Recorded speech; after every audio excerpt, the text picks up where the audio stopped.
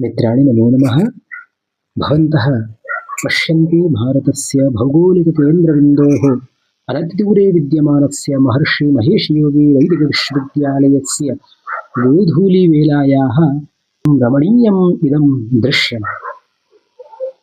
अहो धन्याः वयं यस्यां संस्थायां